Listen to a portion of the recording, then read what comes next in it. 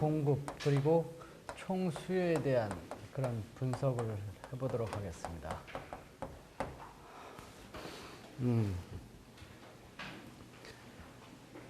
최근에 일어났던 사건을 중심으로 해가지고 경제 충격에 대해서 그걸 또 어떻게 해결해 나가고 또 어떻게 앞으로 더 바람직하게 나가는가라는 것을 갖다가 여태까지 배운 그 총수요와 총공급에 대한 그런 것을 전부 다 놓고 한번 분석을 한번 해보도록 하겠습니다. 여태까지 배운 게 총공급과 총수요에 대한 영향을 미치는 요인들을 갖다 총 봤습니다. 그걸 전부 다 정리를 하면 그래프가 6개로 그려집니다. 그래서 그래프를 6개를 놓고 그림을 놓고 분석을 하도록 하겠습니다. 하나, 여기 둘, 셋, 이런 형태로 되어 있죠. 그다음 여기에 또 하나, 둘, 이렇게 셋. 이 가운데 뭐가 있냐면 총공급과 총수요가 있습니다. 그러니까 총 수요고 이게 총공급이고요. 잘못 그렸네요. 그렇죠? 총공급이고 총수요고 여기에 물가가 P는 물가고요. 여기는 소득이고요. 이 밑에는 다 소득입니다. 공급 측면에 어제 본 것들을 보면 이것은 연결고리를 하는 그런 것이죠. 이건 아무 시장도 아니고 이건 연결고리고 요거는 생산물 시장입니다. 이 앞에 것은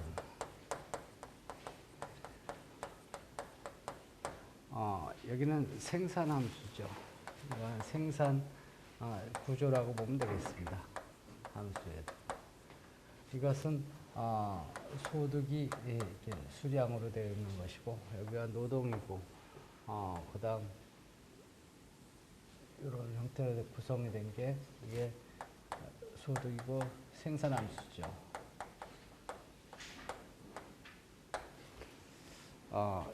이게 노동시장이 있었죠. 노동시장 또는 자본시장이 여기 있습니다. 노동시장과 자본시장에서는 임금이 결정되고요. 여기 노동량이 결정됩니다. 그래서 여기하고 맞는 여기하고 딱 맞는 여기하고 또 맞는 이런 형태로 여기에 노동에 대한 수요와 노동의 공급이 있죠. 그래서 노동에 대한 공급은 이렇게 돼 있었죠. 노동에 대한 공급인데 이건 임금의 함수였었고요. 플러스 함수였었죠. 노동에 대한 수요는 이런 형태로 되어 있습니다. 노동에 대한 수요는 VMP 함수로서 가격에다가 그다음 한계 생산물의 함수입니다. 이런 것들이 움직이면 총 공급이 움직인다고 그랬습니다. 총 수요는 저번에 배웠었죠. 수요를 움직이는 요인은 이거는 여기 옆에는 실물 시장이 있습니다. 실물 시장은 그래서 국민 소득이 결정되죠. 여기에 유효 수요 이펙티브 디맨드가 있고요. 여기에 소비가 이렇게 지나가고 있죠. 소비는 어떻게 되냐면 A 플러스 B에다가 Y 마이너스 T 이런 형태로 되어 있고요. 그래서 유효 수요는 여기에 이거보다 굉장히 큰 그런 여기에 이것은 소득을 나타내는 거예요. 소득과 유효 수요가 같은 그런 것이죠. 여기에 드디어 소비, 투자, 정부 지출, 순수출 그러니까 수출해서 수입을 뺀 그 나머지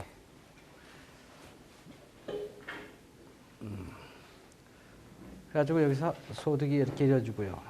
이 점에서 여기에 화폐에 대한 공급이 여기서 이루어지고요. 화폐 시장이죠. 요거는 화폐 시장입니다. 화폐 시장이고 여기는 이자율이 결정되는데 어떻게 결정될 거냐면 여기 화폐에 대한 공급과 화폐에 대한 수요에서 결정되죠. 화폐에 대한 수요, 화폐에 대한 수요는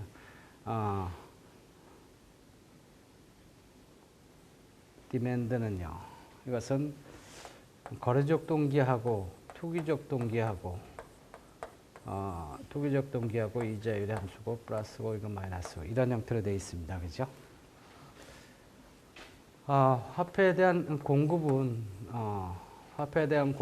실질치로 나타나면 물가분의 실질치 공급인데 이것은 뭘로 구성되어 있냐면 MB 해가지고 리저브 MR이죠.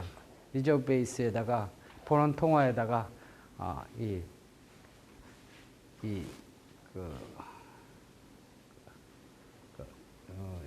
지준율 분의 1 이런 형태로 되어 있었죠. 그죠? 그래서 이게 화폐 시장이고 이게 실물 시장이고 이게 서로의 영향을 서로 미치면서 이런 요인들이 하나 이렇게 변하기 시작하면 CIG 수출 이런 것들이 변하기 시작하면 뭐가 움직이냐면 수요가 움직입니다. 그런 상태로 요거는 수요 요인이고요. 수요를 움직이는 요인이고 요거는 공급을 움직이는 요인입니다. 그래서 지금 이렇게 경제를 딱 균형을 딱 이렇게 이루고 있는 그런 상태입니다. 그래서 지금 현재로 보면 소득은 한 1100조 이런 형태로 되어 있고요. 1100조 이렇게 1100조 이렇게 소득은 이렇게 밑으로 딱 이렇게 결정되어 있고요. 그래서 생산은 얼마큼 되면 여기에 1100조만큼 생산을 하고 있습니다. 그래서 지금 2360만 명이 지금 고용을 하고 있고 여기 2360만 명이 고용되어 있는데 이 사람의 평균 임금은 월 265만 원으로 되어 있고요. 여기에 이 수요적 측면에서 보면 1100조인데 이게 유효 수요가 이만큼 있었죠. 그래서 지금 화폐 시장에서는 이자율이 예를 들어서 지금 현재 기준 이자율이 2.75% 이런 형태로 이루어져 있고 지금 여기는 330조 원이 지금 통화 공급이 되어 있습니다. 현재 여기 물가는 지금 꽤 많이 올라서 한 5% 가까운 한 5%라고 가정할게요. 2%가 5% 증가한 물가 지수로 보면 상당히 높은 수준으로 지금 소비자 물가가 이런 형태로 이루어져 있습니다. 균형은 좀 이제 이루고 딱 균형을 이룬 거예요. 우리가 최소한 파악하고자 하는 것은 경제 그 정책에 대한 목적인 이 경제 성장. 경제 성장이라는 것은 국민소득 수준을 얘기하는 거예요. 소득 수준이죠. 국민소득 증가율이 경제 성장률이죠. 경제 성장은 지속적으로 좀 높은 게 좋죠. 이게 목표입니다. 국민소득은 좀 높았으면 좋고, 그다음 물가 안정해서 물가는 좀 이렇게 낮은 게 좀 좋습니다. 물론 내려가는 건 바람직하지 않지만 그래도 덜 올라가는 게 좋다 그런 얘기예요. 그다음 고용 문제, 이 일자리에 관한 문제, 고용 문제, 이 고용 문제는 고용 안정인데 노동량이 많았으면 좋겠습니다. 노동량이 여기 보면 많았으면 좋겠다 그런 얘기예요. 노동량이 많아지면 실업이 줄어들죠. 최소한 이런 형태를 요걸 좀 봐야 돼요. 물론 경제 목표에 경제 성장, 물가 안정, 고용 안정 이런 문제가 있지만 국제 수지 문제가 사실은 여기 하나 더 따릅니다. 국제 수지 문제는 국제적인 문제니까 그거는 안 배웠죠. 그건 아마 다음 시간서부터 아마 이런 국제 수지 문제, 외국과 수출과 수입과에 관한 문제, 그다음 거기에 따른 환율 문제 이런 문제를 갖다가 개방 거시경제 모델 형태로 해가지고 배울 것 같습니다. 수업을 중간고사도 안 보고 그다음 맨날 이렇게 지각을 해가면서 그냥 늦게까지 하고 그래서 아마 거기까지 아마 치고 들어갈 수 있을 것 같습니다. 그래요. 그거는 다음 시간에 배운다 하고 이런 것을 최소한 좀 여기서는 좀 파악했으면 좋겠다라는 거예요.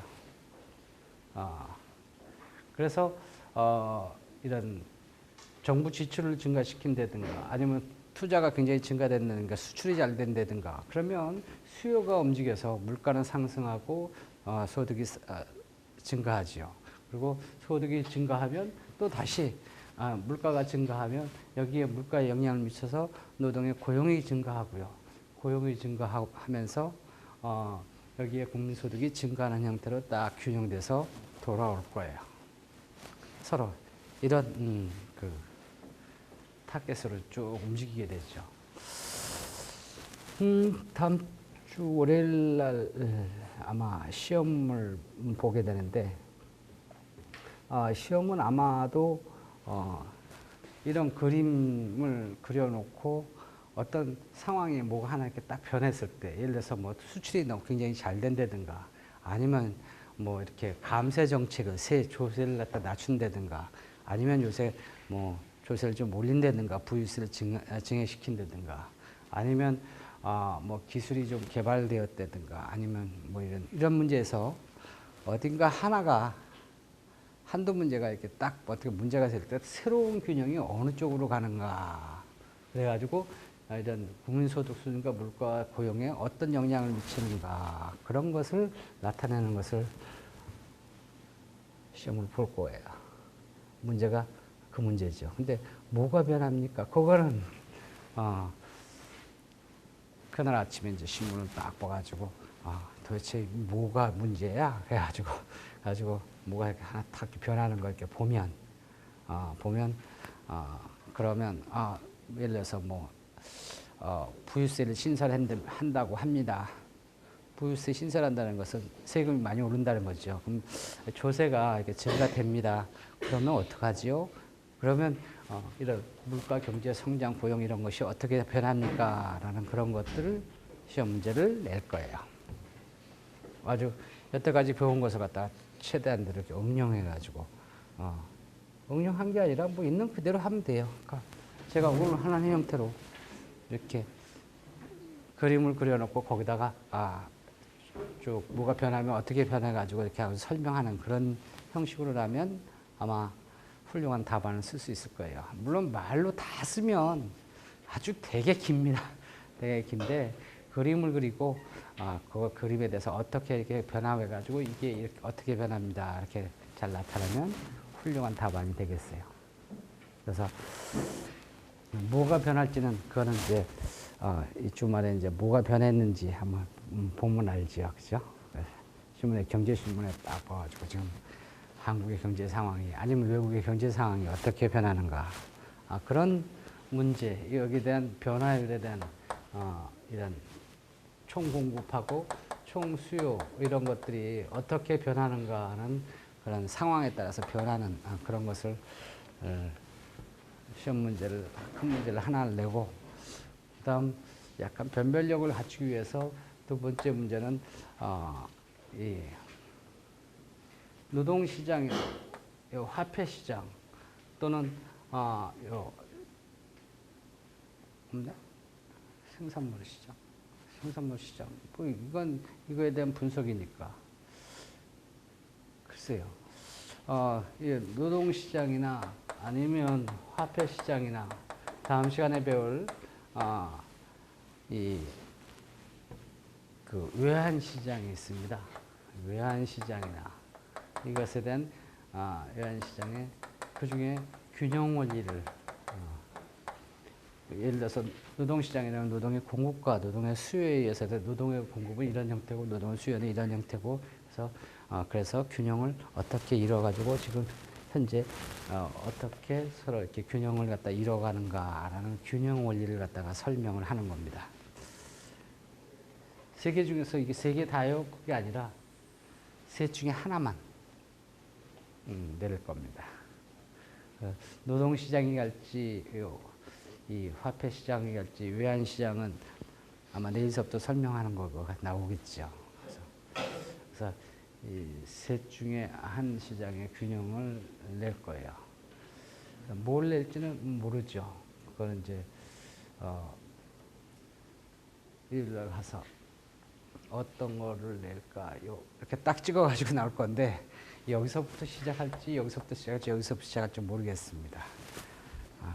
그러니까 무슨 얘기냐면 세계 시장에 대해서는 공부를 해오시라 그런 얘기예요. 다. 그러면 그 설명은 다 했으니까요. 설명 다 했으니까 그냥 이렇게 아는 대로 이렇게 쭉 쓰면 됩니다. 문제가 어렵나요? 어려울 거 없어요. 또 오늘부터 또 부지런히 또 이렇게 또 설명을 또 계속 하니까. 그래서 물론 제가 설명이 부족한 거 있으면 뭐 책에서 찾아서 다시 또 거기다 보강하면 되겠지만 아마 제 설명 갖고도 충분할 겁니다. 책에서 나와 있는 것보다 더 많은 것을 얘기를 했으니까요. 범위는 책에 대한 시험에 대한 범위는 어디냐? 처음부터 끝까지 다 나갔습니다. 요거만 빼고 개방경제 모델만 빼고 그래서 개방경제 모델은 다음 시간에 한단 말이에요.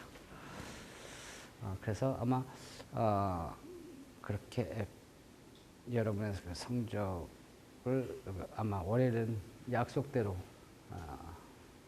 저 두 문제를 낼 예정입니다. 근데 어떤 걸 낼지는 사실은 가봐야죠, 그죠? 다행히 토요일 날, 일요일 날이 있으니까 토요일 날, 일요일 날 정도만 한번 쭉 공부를 하면 뭐 시험 쓰는 데는 아무 지장이 아마 없을 거라고 저는 생각을 하고 있습니다. 그래요. 그건 이제 시험에 평가하는 그런 방법이고, 자 이런 지금 현재 있는 상황에서 무엇이 변하면 어떻게 변하는가라는 것을 지금 현재의 경험을 현재 세계적인 문제 아니면 한국에 관한 문제를 갖다가 놓고 정책이 어떻게 변했는가라는 것들을 갖다가 한번 보도록 하겠습니다. 물론 그 전에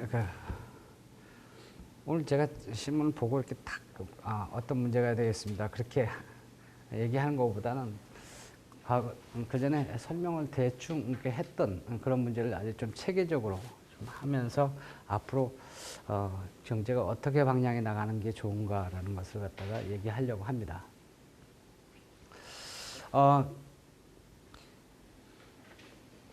한국 경제가 이런 형태의 균형을 이루고 있었어요. 이루고 있었는데 2007년, 2008년, 2007년 말서부터 2008년 사이에 아주 커다란 사건들이 일어나죠. 커다란 사건이 뭐냐면 바로 해외 원자재의 가격이 대폭 인상하는 겁니다. 인건비도 한국은 상당히 높은 그런 상황에서 특히 해외 원자재, 주로 어떤 것들이 많이 올라가냐면 원유가 올라갑니다. 그리고 원유만 올라가는 게 아니라 각종 광물질들 있죠. 뭐 철광석, 그다음 석탄, 뭐 이런 것뿐만 아니라 아주 이런 뭐 곡물 이런 문제도 많이 올라갑니다.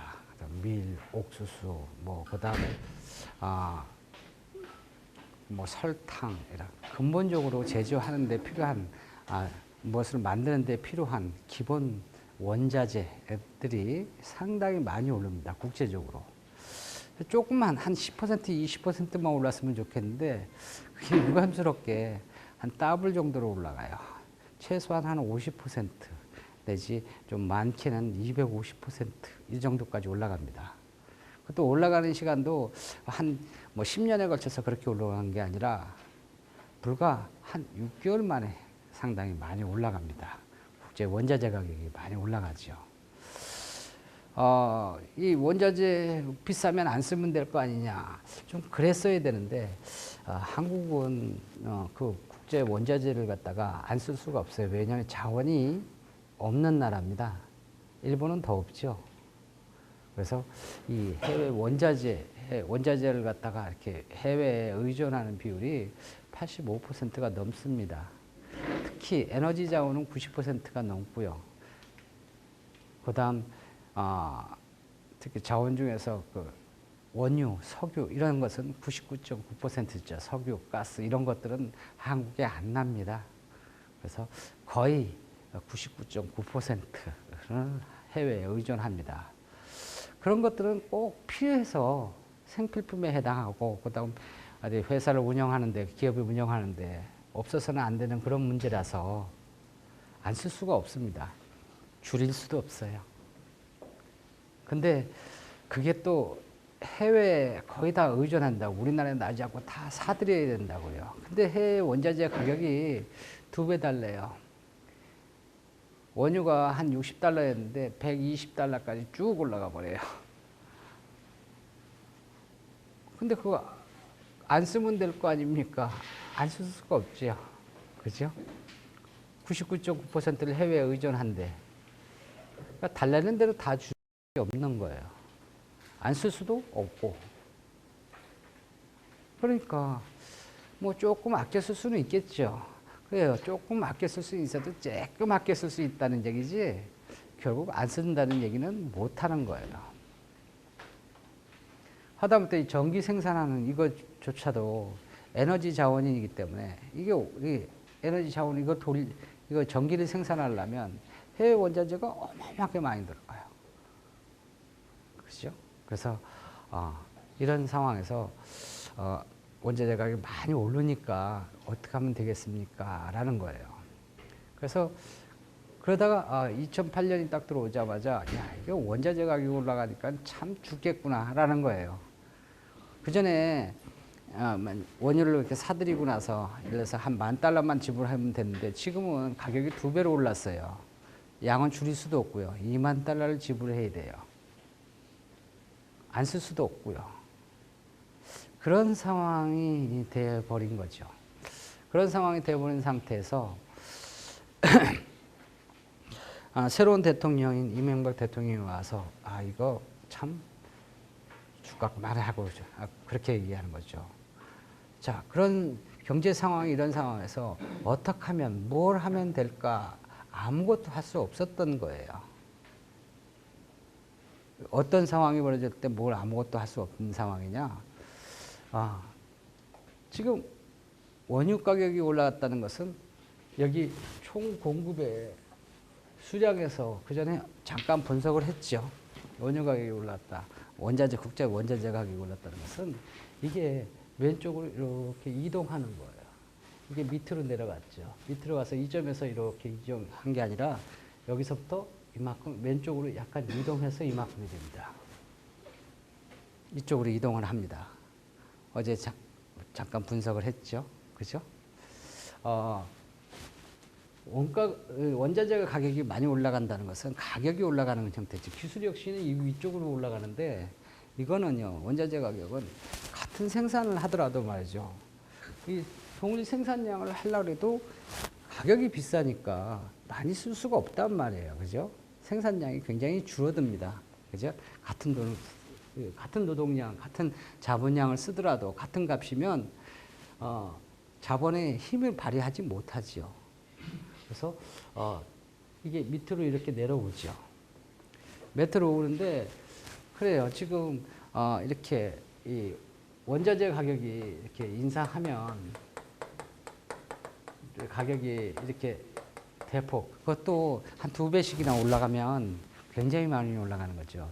올라가면 그러면 어떻게 되냐? 요 생산함수가 이렇게 내려갑니다. 생산함수에 대한 특히 자본량, 이게 굉장히 모자라게 되죠. 그죠? 그래서 이런 형태로 내려가게 되면 총 공급이, 이 생산함수가 이렇게 밑으로 내려가게 돼요. 이렇게. 이렇게 밑으로 내려가면 소득이 줄어들게 되죠. 그래서 소득이 이렇게 줄어들게 됩니다. 생산량이 줄어든다는 것은 소득이 줄어든다는 거예요. 소득이 줄어든다는 것은 생산량이 줄어든다는 거니까 그러면 어떻게 돼버리냐면 여기에서 이만큼 줄어드는데 이게 어디에 영향을 미치면 이 노동의 수요에 영향을 미칩니다. 이 생산 함수, 이게 한계 생산물이라는 것은 뭐냐면 노동 한 단위 증가하는데 그 노동 한 단위 증가하는데 생산량이 얼마큼 증가합니까? 라는 게 노동 생산성이에요. 요게 줄었으니까 요것도 줄지요. 그러면 요게 줄어버립니다. 한계 마지널 프로덕트, 즉 노동 생산성이 줄어들게 됩니다. 노동 생산성이 줄게 되면 노동에 대한 공급이 이렇게 왼쪽으로 이렇게 이동을 하게 돼요. 즉 이게 이렇게 줄어들면 여기서 끝나는 게 아니라 요게 줄어들므로 인해 가지고 요점으로 이동하죠. 그래서 노동의 공급이 노동의 수요가 어떤 형태로 되냐면 이 수요가 이만큼으로 줄어들게 돼요. 그러니까 여기인데 어디 갔어요? 원자재가 이렇게 굉장히 많이 올라가니까 이게 생산성이 이게 줄어든다고요. 줄어들어 보니까 이게 밑으로 이게 이렇게 되죠. 이게 이렇게 됩니다. 요점으로 균형으로 오죠. 그렇죠? 그러면 노동의 수요가 이렇게 줄어든다는 거죠. 노동의 수요가 줄어들면 왼쪽으로 가면 어떻게 되냐면 그러면 이게 노동을 감소시켜요. 또는 자본을 감소시키죠. 그리고 여기에 따라서 임금이 이렇게 내려가게 됩니다. 그렇죠? 자, 지금 그 내려감으로 인해 가지고 이렇게 밑으로 내려감으로 인해 가지고 여기에 보면 이 점으로 이렇게 이동한단 말이에요. 그렇죠? 노동이 줄어들었으니까 소득은 내려간 것에 좀 더 내려가게 되죠. 그래서 여기서 새로운 균형이 이렇게 있어요. 제가 이 그림을 그리는 것은 이 점에서 이 점으로 옮겼으니까 이게 이렇게 타고 간다는 거예요. 이렇게 소득이 이런 형태로 이루어진다는 거예요. 그래서 총 공급이 왼쪽으로 이동합니다. 이만큼 이동하는 게 아니라 아주 많이 이동하죠.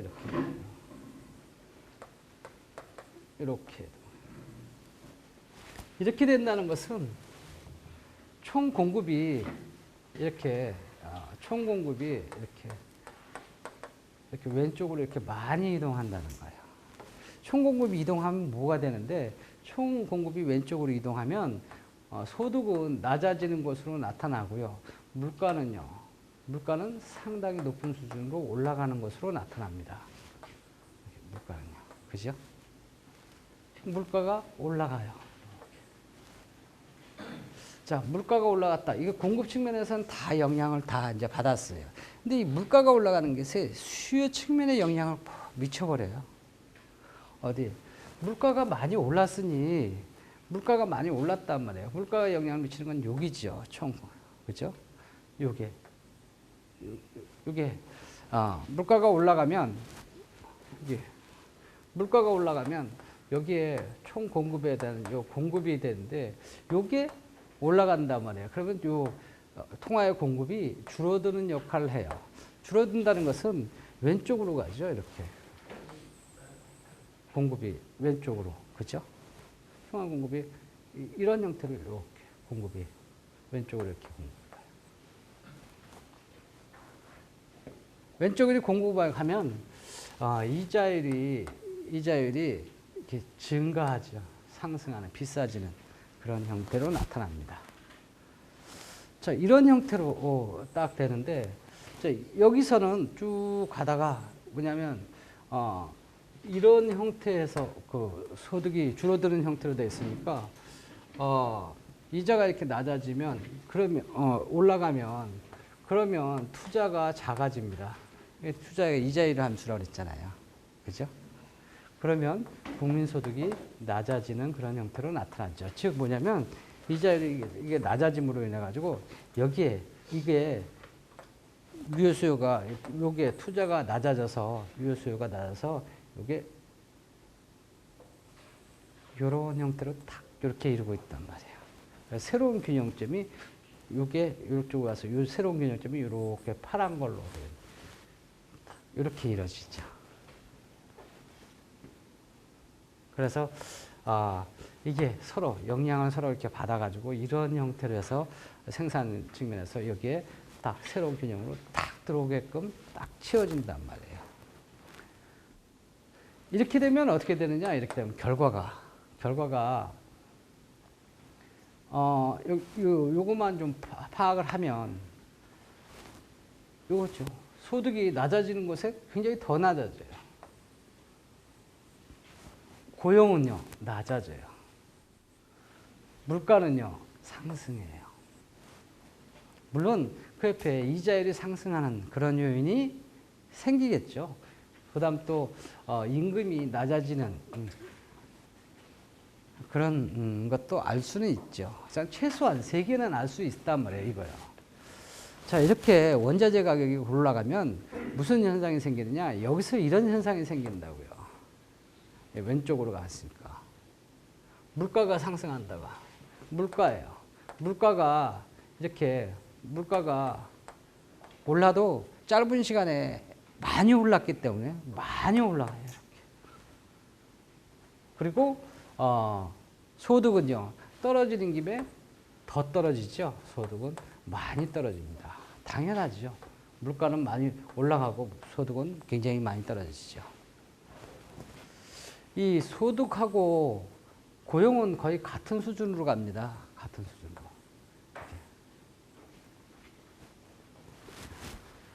이런 형태로 나타난다는 거죠.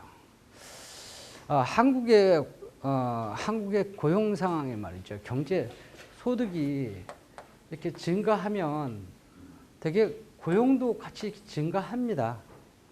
그죠?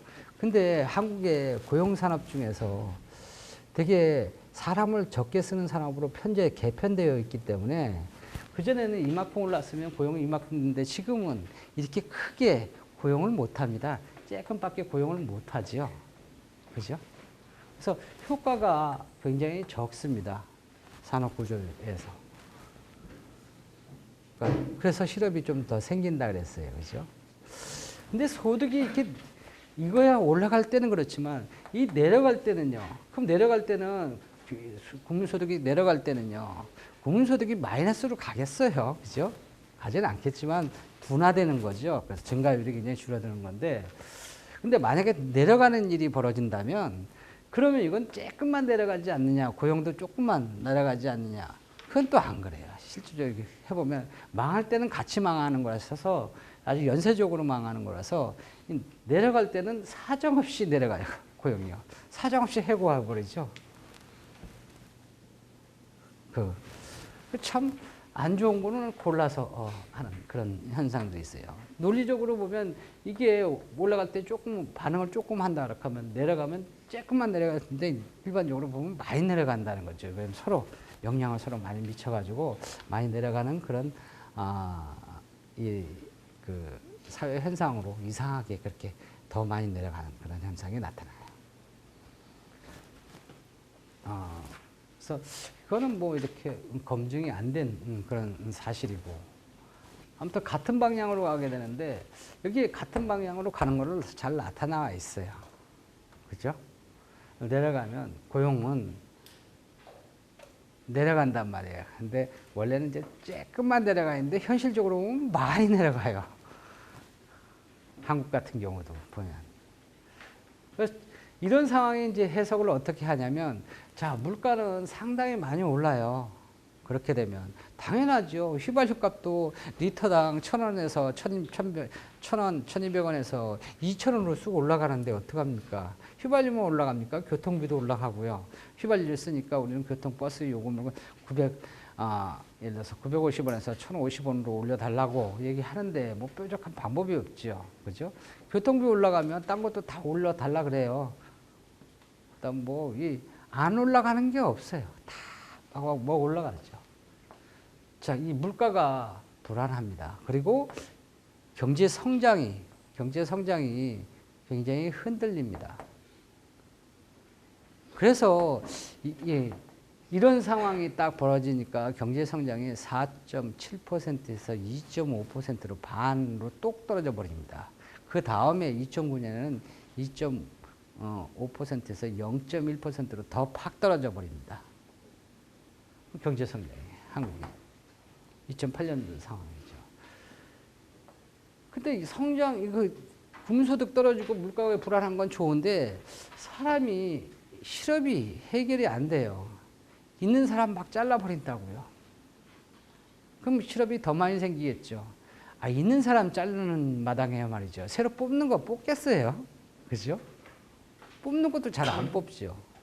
그러면 실업자가 굉장히 많이 늘어나는 겁니다.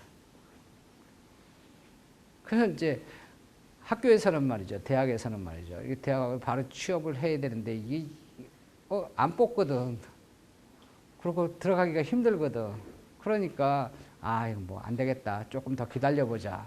밖에 나가서 기다리면 누가 보면 실업자라고 그럴 테니까 보기가 안 좋잖아요. 그죠? 노는 것도 돈 많이 들잖아요. 차라리 학교에서 놀자. 그래서 4학년 안 하고 5학년 하고요. 6학년 하고 막 합니다. 그죠? 4학년, 5학년 이게 창피하다. 그럼 막 대학원에 지나가 하고요. 학문을 위해서 공부를 더 하기 위해서 대학원 가는 게 아니라 잠시 머무는 거죠. 그죠? 실제로 그런 일이 많이 벌어져요. 실업이 상당히 많이 생기죠. 이렇게 물가가 상승하고 이렇게 소득이 이렇게 감소하는 그런 현상을 스태그플레이션 현상이라고 그랬어요. 그죠? 그런 현상이 나타나는 거예요. 근데 이런 스태그플레이션 현상, 물가는 올라가고 소득은 낮아지는 게 지속적으로 되면 그렇게 스태그플레이션 현상이 생기는데 이거 짧은 시간에 이렇게 됐거든요. 6개월 내지 한 1년 만에 한 2배 올라가고 2배 이렇게 막 굉장히 확 무너져 버리거든요. 그러니까 이거는 바람으로 얘기하면 시원한 찬바람이 살살 부는 게 아니라 이건 태풍이 부는 겁니다. 회오리 바람이 물리치는 거예요. 짧은 시간에 확 쓸고 가버리니까. 그리고 자 물가는 올라가죠. 그 다음 경제 성장은 안 좋죠. 고용은 실업자는 막 생기죠. 그 무슨 큰 난리가 났잖아요. 그죠?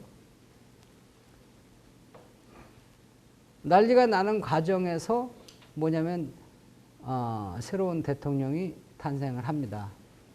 이 어려운 거 이거 말이지 내가 확실히 없애버리겠습니다. 경제를 살리겠습니다. 국민소득은 낮아진다고요. 그거 747 전략 해가지고 이 비행기를 타고 와서 말이죠. 그래서 747 전략이라는 것을 냅니다. 747 전략이라는 것은 제가 7%씩 성장을 하겠습니다. 그 다음 이 국민소득이 지금 2만 불밖에 안 되는데 2만 달러밖에 안 되는데 제가 4만 달러 시대를 제 대통령을 뽑아주시면 그 4만 달러 시대를 열겠습니다. 5년 만에. 뻥인 줄 알았어요. 근데 5년 만에. 근데 거기다가 7은 또 뭐냐. G7에 들어가가지고 세계에서 7위의 강대국이 되도록 하겠습니다. 제가 누굽니까? 경제의 달인 아닙니까? 경제를 살립시다. 옛날에 청계천 하듯이 그냥 확 밀어가지고 말이지. 그까짓 거 폭풍 시작되는 거에 한번 청계천 무너뜨리듯이 확 무너뜨려가지고 말이지. 시원스럽게 그냥 만들어 놓겠습니다. 뽑아주세요. 그래서 뽑아준 건 아니지만 혹시나 싶어서 또 마땅한 사람도 없어서 뽑아줬죠. 아무튼 제대로 짚은 것 같아요. 그죠? 국민들이 정권을 바꿔서 대통령을 만들었습니다. 그럼 화끈하게 뭘 해야 될 거 아니야. 상황은 이런 상황에 지금 아주 급격하게 지금 폭풍우가 몰려들어가지고 말이죠. 막 그러는 와중에 뭔가 좀 하긴 해야 되는데, 할 게 없어. 이걸 어떻게 해야 되냔 말이에요. 이런 상태.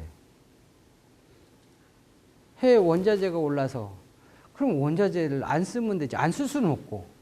그러면 해외 원자재 보고, 아니 또 그 사람도 또 할 얘기 있지. 내가 뭘 하겠냐는 거예요. 뭘 할 수가 있는 게 없어요. 아니, 원유값이 너무 비싸니까 비싸게 받지 말라.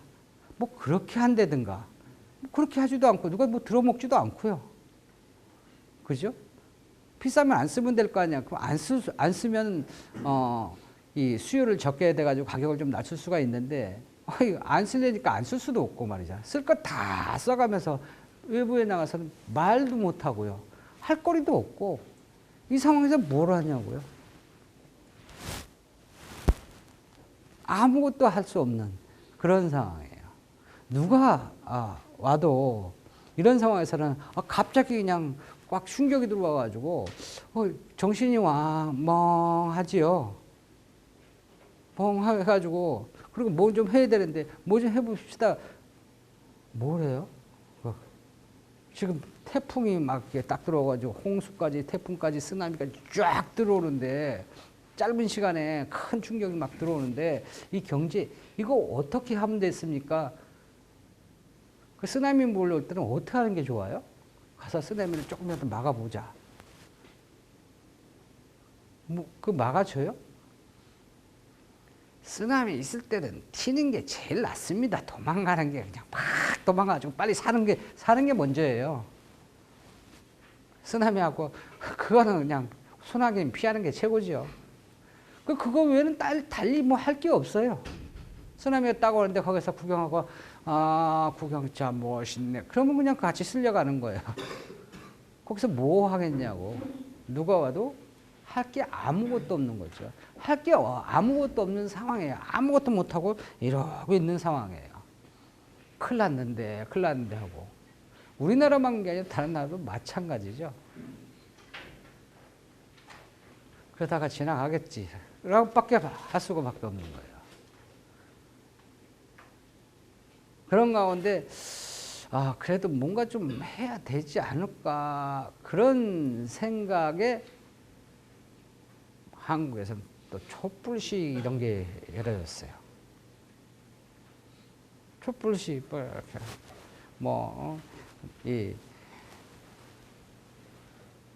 난 여중생은요. 난 소고기 먹기 싫어요. 그거 먹고 죽기 싫어요. 이러면서 촛불 시위하고요. 미국 물러가라고 촛불 시위하고요. 미군이 뭐 어쩌냐고. 지금 이 경제 이런 문제에서 오는데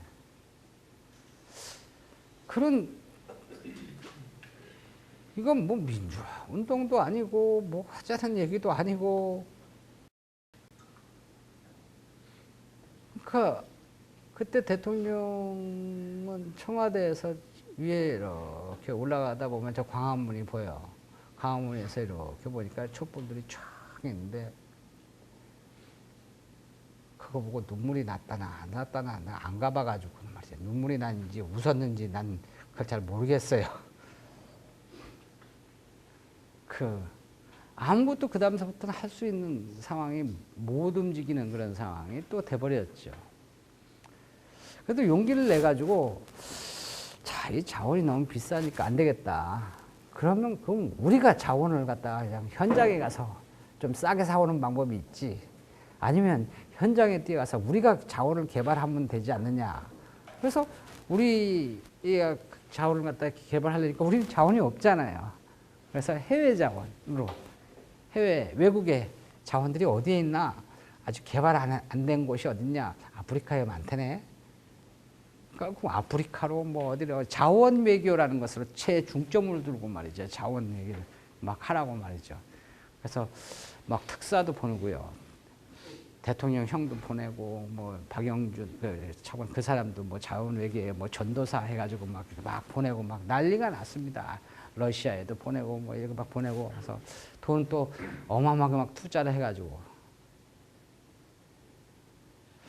그래서 뭐 좀 자원 외교가 참 성과가 이루어지는지 했더니 뭐 이루어지긴 뭐 이루어져요. 아무것도 안 이루어지죠. 돈만 되게 쓰고요. 거기다가 또 사기나 쳤었고요. 그때 자원회계를 돌아다녀가면서 말이죠. 막 뭐 하겠습니다. 투자를 얼마큼 하겠습니다. 뭐 해가지고 그렇게 움직이던 사람 지금 다 어디에 가 있냐면 다 감옥에 계세요. 대통령 형님은 이번에 감옥에 지금 들어가 있었지만 이번에 판결을 받아가지고 몇 년 선고를 받았어요. 감옥에 그냥 푹 썩으셔야 돼. 잘하면 감옥을 벗어나서 임기 그 감옥에서 다 하고 출소하자마자 돌아가실 것 같은데 연로하셔가지고 근데 잘하면 그러는데 잘 못하면 말이죠. 잘 못하면 아니라 웬만하면 감옥에서 돌아가셔야 될 것 같아. 그래서 여기 딱 감옥에 들어가시면 그냥 바로 그냥 사면해가지고 빼내지 그렇게 생각을 했는데 특별사면은 안 된대.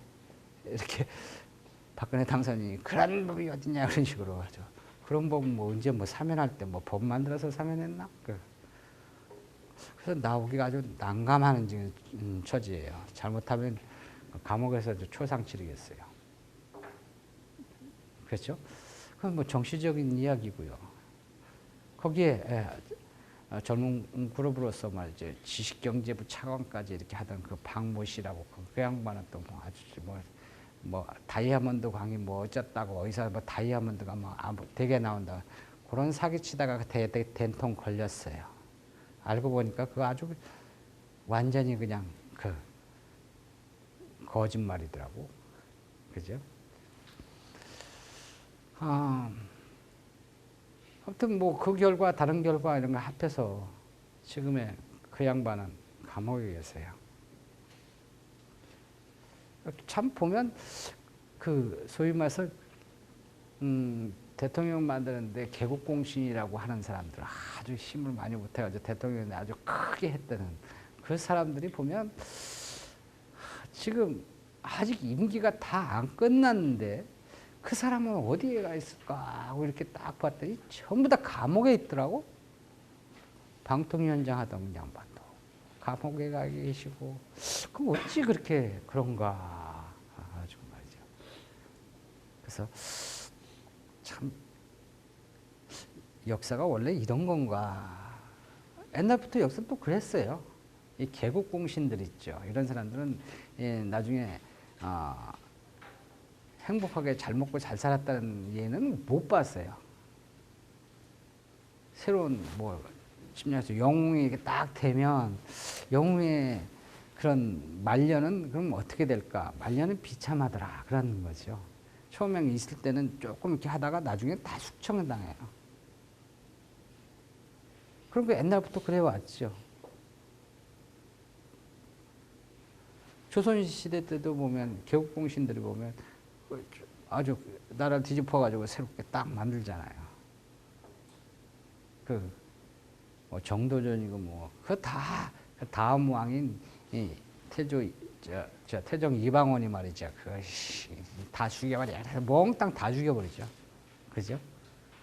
그 다 죽이는데 또 공을 세운 사람 있잖아요. 태종이 거기. 그 사람도 자기 있을 때 그런데 자기 물러날 때 자기를 도와가지고 이렇게 했던 사람들을 또 다 죽여버립니다. 왜냐하면 그게 문제가 된다는 거죠. 그래가지고 다 죽여놓고 다 없애고 나서 빚이 없도록 딱 만들어 놓고 나서 그러고 난 다음에 세종한테 탁 물려주면 네가 해라. 그래서 혹시 방해되는 놈 있으면 내가 이렇게 왕 딱 물려주는데 난 아직 살아있는 상태에서 너 물려주는데 그런 놈이 있나 없나 하는 거 한번 보고 아예 그냥 없애버리겠다는 거죠. 그리고 조금 사시다가 가가지고 세종한테 물려줍니다. 우리 역사죠. 그죠? 공신들은 잠깐 이용했다가 토사구팽하는 거예요. 그 원래 그렇게 해요. 그 생각이 문득 나더라고요. 자, 그래 그렇게 잘하면 잘 될 것 같은데 되게 그런 갑자기 튀어나와서 갑자기 뭐 잘해서 그런 사람은 갑자기 사라지더라고. 옛날부터 그 아주 실세 권력들 뭐 이런 사람들이죠. 이 얼마 전에 저 노태우 대통령 때 그 아주 실세 권력이었던 그 누구더라 그 변호사 출신 그 완전히 그냥 노태우 뒤에 서서 완전히 그냥 좌지우지했던 그런 사람이에요. 저번 연말에 어떤 모임에서 그 양반을 만났어요. 봤더니 다 늙었더만 다 늙어가지고 요새는 어디서는 문학 하는데 거기 자기 이제 문인 됐대. 뭐가 됐네. 시인 됐대. 그래서 이제 그래서 그 문학가 좀 하는데 거기서 그러시냐고. 그분하고 연이 조금 있죠. 제가 청와대에서 조금 근무한 적이 있어가지고 그때 또 이렇게 야 뭐 좀 한번 해봐 해가지고 좀 그 비밀은 아니지만 뭐 이런 좀 국익을 위해서 뭐 한 특별한 그런 오도를 받은 적도 있고 그런 연이 있었는데 시인도 됐고 그리고 아주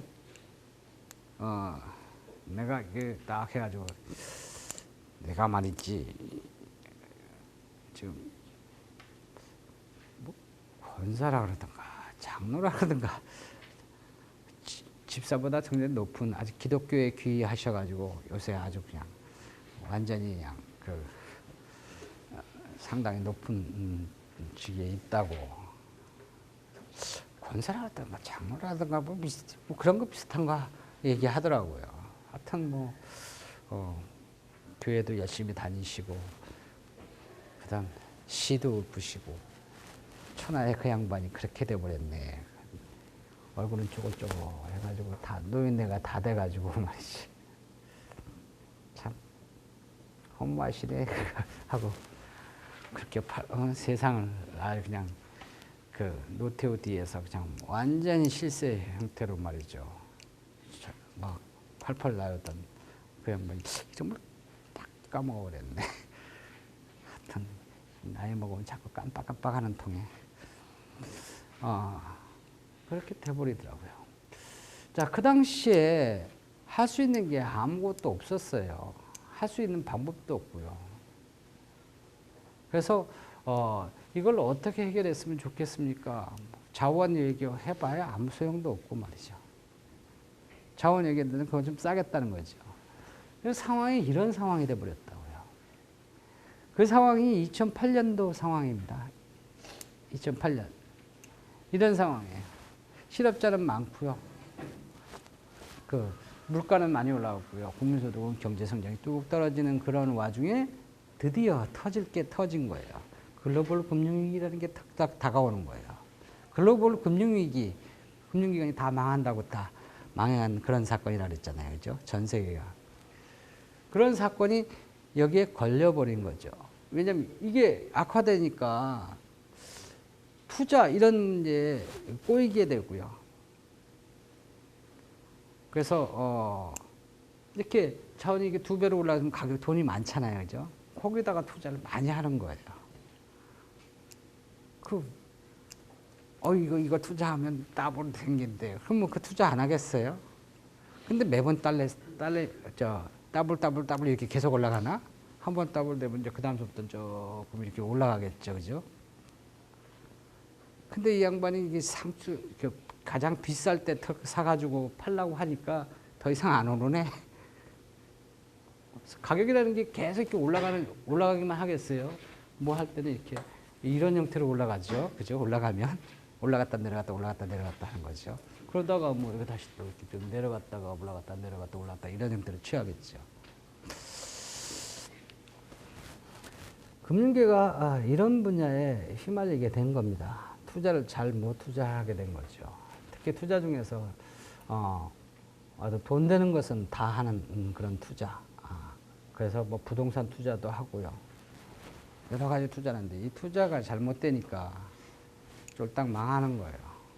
그래서 미국의 유명한 리먼 브라더스가 망하기 시작하면서부터 그 다음서부터는 줄줄이 쫙 동시에 드디어 터질 게 터진 거죠. 그게 글로벌 금융이란 말이에요. 글로벌 금융위기는 자기네만 문제가 아니라 전 문제가 생겨요. 한국도 부동산 투자 해가지고 아주 망한 금융기관들 많습니다. 대표적인 것이 저축은행이에요. 저축은행은 서민들의 돈을 좀 받아가지고 말이죠. 돈 좀 굴려가지고 다시 이렇게 좀 비싼 이자 주는 그런 형태예요. 그런 거 하라 그랬더니 이자를 좀 많이 줘야겠죠. 이자를 많이 주려면 많이 벌어야겠다 생각이 돼가지고 이 사람들 욕심을 부립니다. 어디에다가? 부동산 투자를 하는 거예요. 부동산 죽 써버렸거든요. 근데도 불구하고 부동산을 합니다. 한국 부동산이 안 되니까 외국 부동산에 가서 합니다. 캄보디아 개발한다고 뭐. 사기 사건이죠. 그리고 그게 될 리가 없죠. 그죠? 한국도 안 되는데 거기는 되겠습니까? 거긴 더 안 되죠. 그래서 쫄딱 망해버렸어요. 자산이 1조가 넘는 것을 거의 0에 가까운 아니면 마이너스에 가까운 그런 형태가 되는. 그래서 저축은행이 망하죠. 그 저축은행이 부산저축은행이에요. 그럼 그 부산저축은행만 망했어요? 지금까지 계속 망하고 지금도 아직도 살아남아 있는 것, 그것도 언제 망할지 모르겠는데 지금 부술덩어리로 지금 남아 있어요. 이거 어떻게 하면 좋을까 하고 지금 고민을 하고 있습니다. 업계 1위 뭐 솔로몬 저축은행 그것도 일찍 망했고요. 살아남은 게 없어요. 저축은행 중에서 1위서부터 저축은행이 되게 많습니다. 그가 원래 1위서부터 10위까지 쭉인데 10위까지는 다 제거됐습니다. 그래서 지금 그 11위에 해당 것은 죽지는 않았지만 그 자산 규모가 제일 많고 그래서 근데 언제 죽을지 모르게 다음 차례를 기다리면서 목 닫고 있는 저축은행 있죠. 업계에서 지금 현재 살아있는 것에 제일 큰 거 스위스 저축은행, 스위스 그랜드 거기 저축은행 뭐 그거 그 사람들이 왜 저 망했냐? 그 PF 여기에다 투자했대. PF 여기 사업했다. 프로젝트 파이낸싱 거기에다가 했대요. 뭔 프로젝트야? 거의 다 부동산입니다. 거기에다가 사업에 투자를 했다가 쫄딱 다 망했다. 아파트 지는데 뭐 공단 뭐 이런 거 지는데 거기다가 몇백억 원, 몇천억 원 갖다 퍼봤는데 이게 분양이 안 되네. 그럼 다 망하는 거지 뭐. 그죠? 프로젝트 파이낸싱이 뭐 별거예요? 프로젝트 어떤 일을 갖다가 거기에 돈을 지원해주는 그런 형태예요. 돈 빌려주는데 왜 망합니까? 빌려주지만 이익을 받는 거죠. 이자 대신에. 그럼 남아의 이익이지. 적자 나면요. 자기도 손해나는 거죠. 적자가 어마어마하게 많이 나죠. 그러니까 이게 여기 하라는 대출해주려는 건 안 하고 말이지. 앉아서 부동산 투자나 해가고 나서. 그리고 성공하면 또 말이 없는데 이 실패 투성어리니까. 그러니까 그 누구 돈 갖고 했냐? 서민의 돈 갖고 했어요. 저금 해놓은 거예요. 근데 그걸 다 날려버렸으니 원금을 다 날려버렸으니 어떻게 하겠어요? 못 주는 거지. 못 주니까 어떻게 해요? 문 닫는 거죠. 문 닫으니까 어떻게 해요? 사람들이요. 막 쫓아가지고 내 돈 내놔라 그랬죠. 뭐 5천만 원까지는 뭐 도로 들려드립니다. 예금보험공사가 그 5천만 원까지 준다고 하죠. 그죠? 그래서 뭐 5천만 원 내가 이 돈을 얼마나 모은 건데 그래서 5천만 원밖에 못 주냐 뭐 해가지고 막 돌려달라 막 난리치고 했던 그런 사건들이 있었죠. 저축은행 얼마 전에 있었던 사건들이잖아요, 그죠? 서민의 돈을 갖다가 이렇게 가슴 아프게 내가 그 돈을 어떻게 버는지 아냐, 내가 시장에 나가서 생선 팔아가지고 그거 다 해가지고 말이지, 이 어렵게 사는 사람들은 돈 갖다 떼어먹어도 간의 벼룩 위에 간을 떼어먹지, 그런 나쁜 놈들 국가가 책임져라. 그것 돈 다 달래요. 5천만 원 말고 추가로 내가 1억 5천만 원 저금을 해놨는데 5천만 원밖에 못 준다고 1억은 내가 이건 억울해서 못 주겠다는 거예요. 5천만 원도 그냥 당장 주나? 우선 2천만 원 먼저 주고 6개월 내에 나머지 3천만 원 맞아 주고 이런 형태로 되고, 이거는요 받을 길이 없고, 완전히 벼룩이 간을 빼먹는데 무슨 벼룩이 무슨 서민이 말이죠. 저금을 1억 5천씩이나 저금해 놓고 말이야.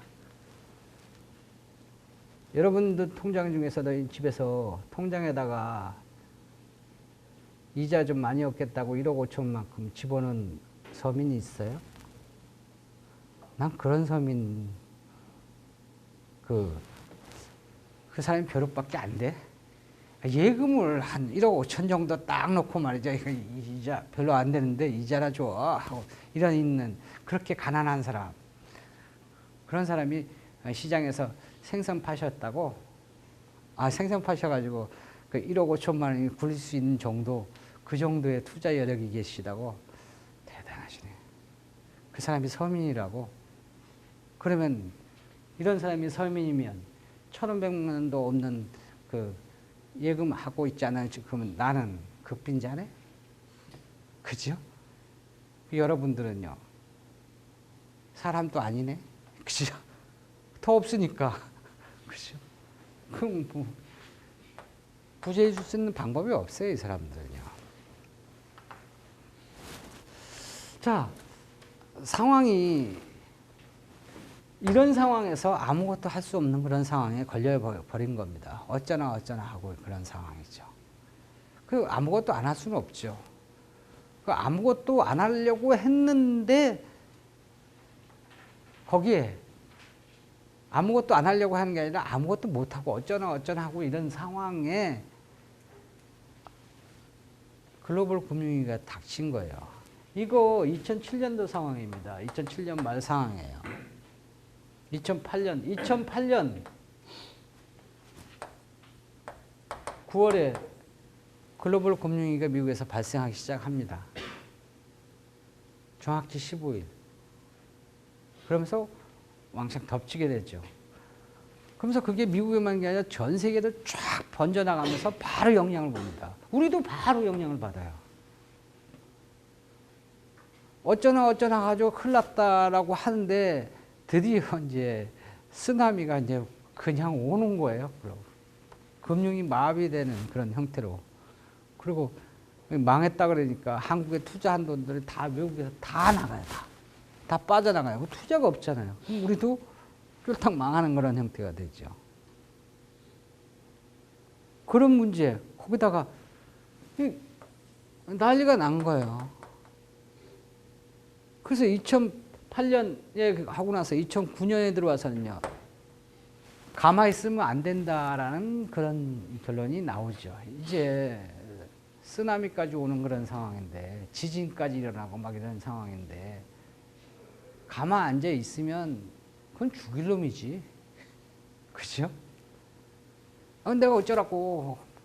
글로벌 금융위기, 그래, 미국에서 발생해가지고 외국에서 지네끼리 투자하다가 지네들이 망해가지고 있는 것을 내가 뭐 망하라 그랬어. 망하지 말라 그랬어. 그럼 내가 망하지 말라 그렇게 하면 그거 안 망할게요?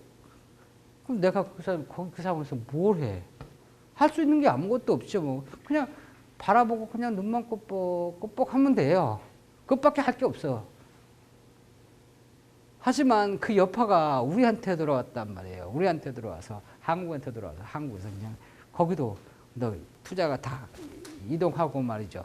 이런 형태가 되니까 환율이 자꾸 올라가고, 돈이 다 빠져나가니까 환율도 올라가고, 경제 성장도 뚝 떨어지고, 그 여파가 우리 사건이었네 라는 그런 거죠. 근데 아무것도 할 수 없으니까 그냥 또 눈만 뻑뻑 하자고. 할 수가 없잖아요. 뭔가 좀 취해야 되잖아요. 그래서 물가와 국민소득, 고용 이거를 좀 해결하고자 하기 위해서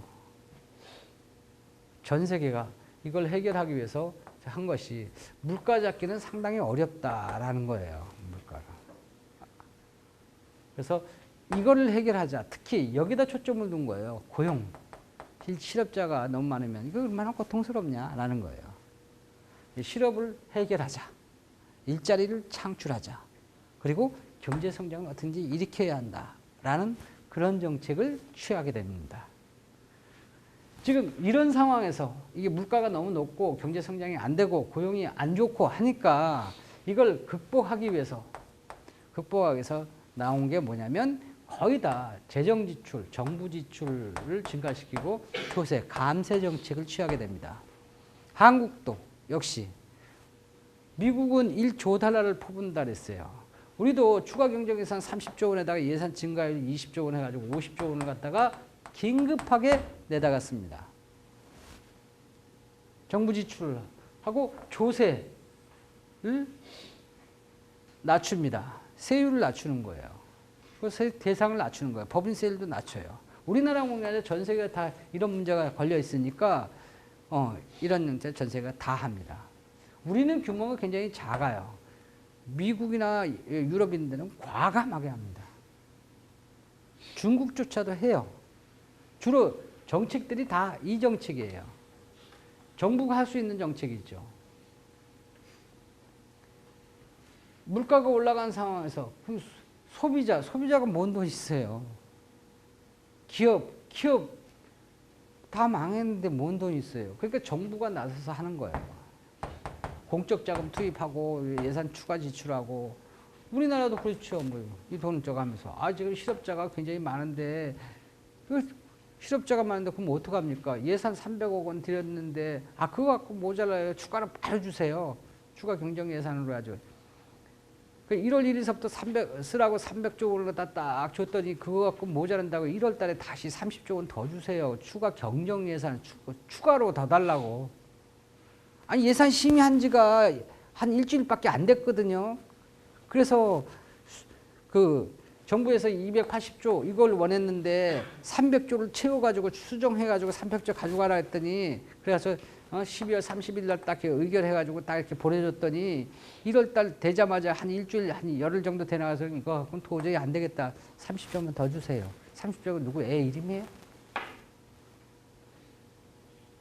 그래서 왜 30조냐? 왜 30조냐면 실업자가 너무 많잖아요. 그거 어디다 쓰려고 그거요. 그 공공근로라 해가지고 좀 먹고 사는 사람 이렇게 좀 해야 되고요. 그다음 또 뭐 실업자들이 보면 실업수당을 주게 되는데 이 실업수당이 6개월밖에 못 주게 되니 이 6개월 동안 돼가지고 취업이 돼야 할 텐데 6개월 동안 이게 장기화될 것 같다. 그래서 6개월 갖고는 안 되겠고 한 3개월만 더 주자. 실업수당 이런 거 좀 더 주는 그런 형태로. 그다음 뭐 고용 촉진 정책 뭐 이런 형태로 해가지고 실업을 위해서. 우리 주변에 있는 사람들이 너무 어렵지 않습니까? 그렇다고 굶어 죽게 해요? 어떻게 할 수가 없잖아요.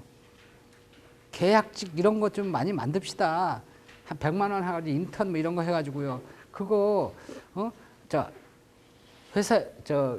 기업이 그런 거 해도 좋다라고 인정을 해 줍시다.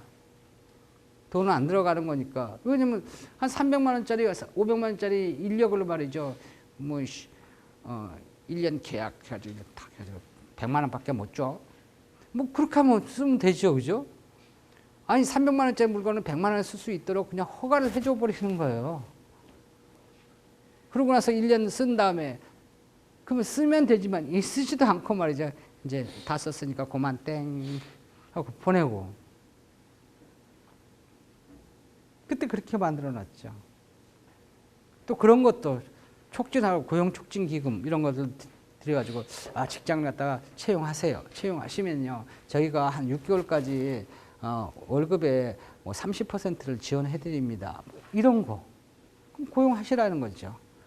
그러니까 임금의 한 반만 드리면 정부가 반을 대주니까.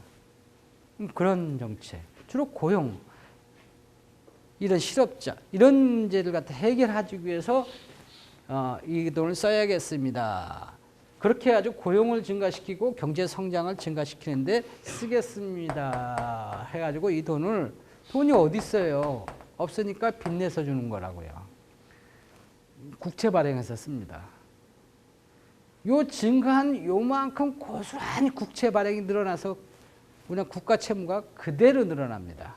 빚내가지고 줬어요, 이거요. 세금 걷어서 준 게 아니라 빚내서. 세금은요, 오히려 더 안 걷습니다. 세금을 안 걷고 이 돈은 전부 다 빚내서 쓰고요. 자, 이 돈을 갖다가 써가지고, 근데 미국은 얼마큼 쓴다고요? 1조 달러요. 미국의 재정 적자가 1년에 지금 1년에 보통 한 8천억 달러가 적자입니다. 빚이에요. 그 사람들이요. 유럽 흘났죠. 더 딱한 건 미국이에요. 미국은 규모가 어마어마하게 커요. 그것도 매해 빚이. 재정 적자, 이런 적자가 이게 있는 게 너무 많이 쌓여가지고 국가 빚이 너무 많아가지고 재정 절벽 상태래요. 오바마 대통령 되고 나서 이 재정 절벽을 어떻게 해결할 것인가, 재정 절벽이라는 얘기 나오잖아요, 그죠? 그 뭐냐, 걷어들이는 건 조금인데 쓸 일은 너무 많다는 거죠. 완전히 재정 적자가 완전히 요만큼 나는 게 아니라 이렇게 낭떠러지 수준이라는 거예요. 이거 어떻게 하냐? 어떻게 떨어져 죽으면 되는 거지. 그 외에는 딴 거 있어요? 지금 재정 절벽을 위해서 오바마가 지금 정신이 없습니다. 그게 미국의 상황이에요. 미국은 진짜 딱한 나라예요. 근데 한 가지 다행스러운 거는 그 나라는 미 달러가 구축 통화, 세계적인 통화라서 돈 달라고 하면 달러 찍어다서 주면 돼요. 인쇄비 그거 얼마나 든다고. 그죠? 그런 배짱은 있지만 빚은 진짜 어려운 나라는 미국이에요. 유럽, 저거 완전히 나라 같지도 않은 나라, 그리스 저거 완전히 저건 죽어가지고 없앤 나라. 그거보다 더 딱하다고요. 그런 상황. 그런 상황이 미국, 그런 상황인데, 거기에 미국도 워낙 다급하니까 1조 달러를 갖다 퍼붓습니다. 이 조 달러를 갖다 어디서 놨겠어요? 다 세금에서 걷는 게 아니라 빚내서 한 거예요, 빚내서. 돈 없으니까. 빚내가지고 국가가 제정해가지고 이걸 했죠. 이렇게 되면 어떻게 되는가? 이거 되면 지금 상황이 이런 파란색 상황이잖아요. 이렇게 하면 이걸 갖다 위로 올려줘야 되잖아요. 이걸 올리기 위해서 어떤 형태냐면 총수요 정책, 요걸 이동시킨단 말이에요. 총수요를 어떻게 시냐면 총수요를 이렇게 증가시키는 정책을 취한다고요. 총수요 정책이라는 것은 뭐냐면 여기서 정부가 할 수 있는 게 무엇이었냐? 정부가 할 수 있는 게 뭐냐면 지금 할 수 있는 게 이것밖에 없다는 거예요. 정부 지출이나 조세를 이렇게 낮추면 어떻게 되냐? 요거죠, 요거죠, 요거 세금이요. 세금을 낮추면요, 소비가 증가해요. 그리고 정부 지출하면 그러면 국민소득이 증가하지요. 그러면 유효 수요가 증가한단 말이에요. 그죠? 그러니까 증가한다고요. 정부 지출 승수만큼, 조세 승수 배수만큼 증가한다고요. 이렇게 증가되면 어떻게 되느냐? 그러면 이게 이 하얀색이 만약에 지금 현재 균형이라고 할게요. 제일 먼저 이게 증가할 거죠. 유효 수요가 이렇게요. 유효 수요가 이렇게 증가해요. 증가하면요, 여기는요 소득이 증가하죠. 당연히 소득이 증가해요. 이렇게 얼마큼요?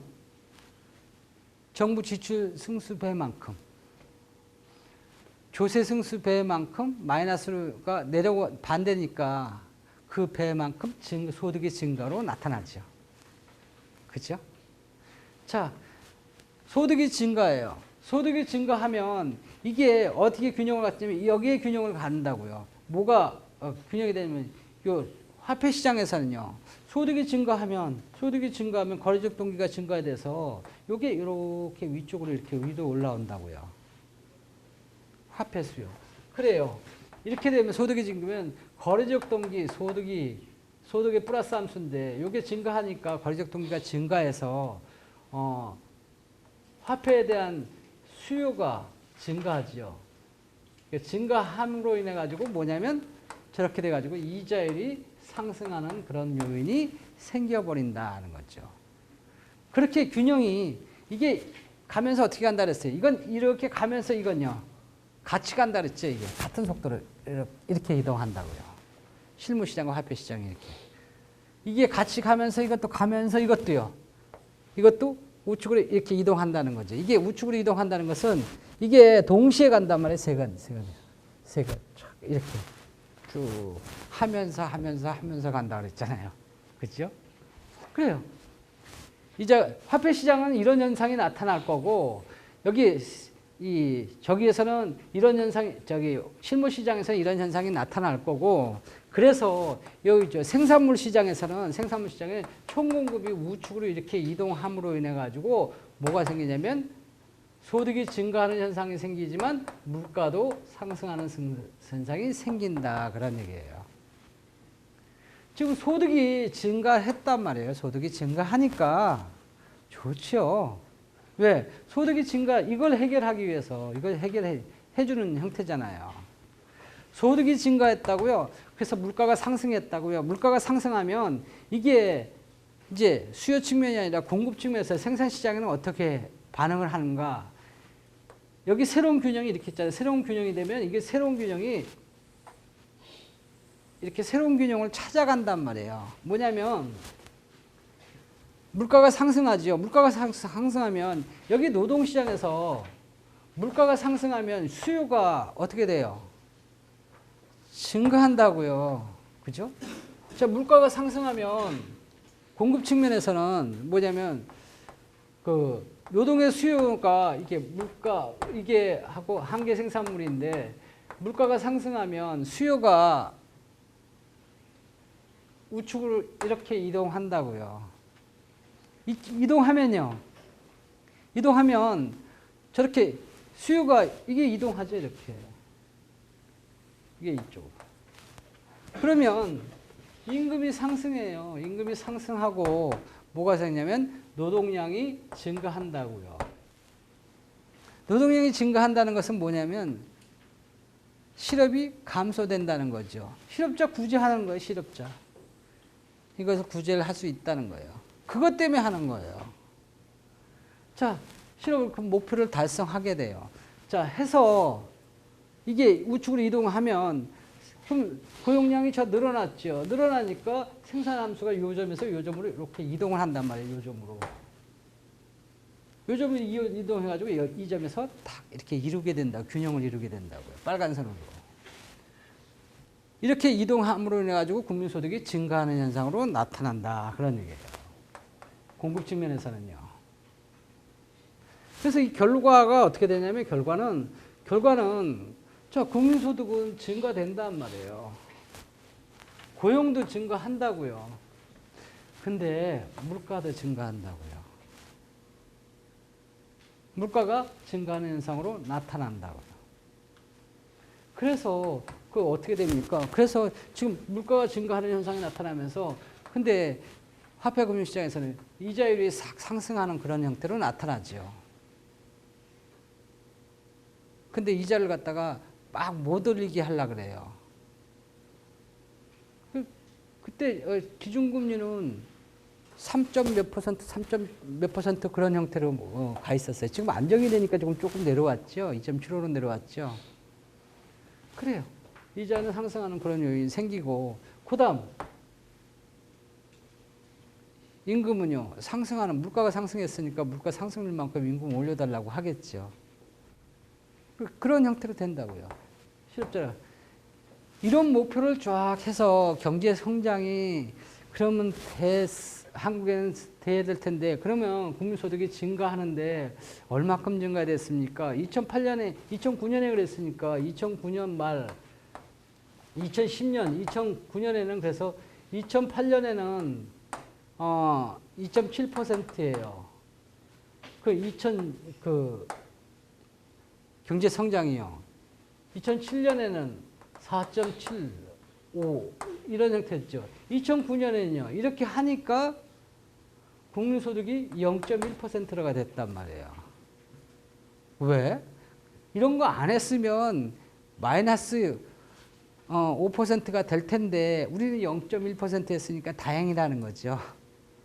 이런 걸 해가지고. 다른 나라는 거의 다 마이너스로 갔는데 한국은 잘 극복해서 0.1% 됐다고.